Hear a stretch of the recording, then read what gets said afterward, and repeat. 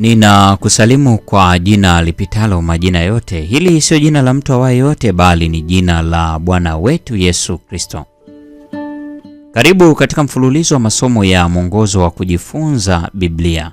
Hii ni Januari 12, siku ya Jumatatu. Mada ya leo inasema kufa ni faida. Iwapo hujagundua, sisi sote hasa kama waumini tunahusika katika pambano kuu linaloendelea maeneo yote kutuzunguka, na kwa hakika ndani yetu pia.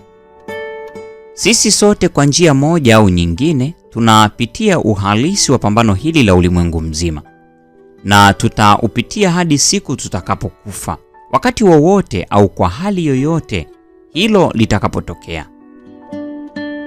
Soma Wakorintho wa pili sura ya 10 aya ya 3 hadi ya 6. Ni nini msingi wa vita vya kiroho tunavyopigana, na silaha zetu ni zipi? Silaha hatari zaidi za kiroho ni mawazo mazuri na mabaya. Shetani anatumia ukosoaji, usaliti, aibu, hofu, shinikizo rika na zana nyingi kama hizo ambazo Wakristo hawapaswi kamwe kutumia. Badala yake tunapaswa kutumia upendo, rehema, amani, utu wema, uvumilivu, fadhili na kiasi. Silaha yetu yenye nguvu zaidi inayotumiwa kwa busara ni neno la Mungu linalotumiwa na Roho. Waefeso sura ile ya 6 ya 17. Kwa sababu ni Mungu pekee anayeweza kuusadikisha moyo wa mtu kwa ukweli. Sisi ni chombo tu Mungu anachotumia kutimiza makusudi yake. Soma Wafilipi 1:21 na 22. Tunalielewaje wazo la Paulo hasa katika muktadha wa pambano kuu? Kwa sababu vita ni vya kiroho, tuko katika vita vya mawazo na kanuni.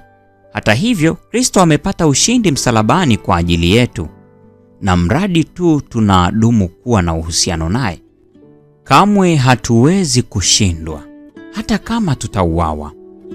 Paulo anasalimisha maisha yake kwa chochote kilichompata hapa duniani, hata kama haikuwa kwa haki, kwa sababu aliyakabidhi maisha yake na wakati wake ujao kwa mahakama ya juu zaidi.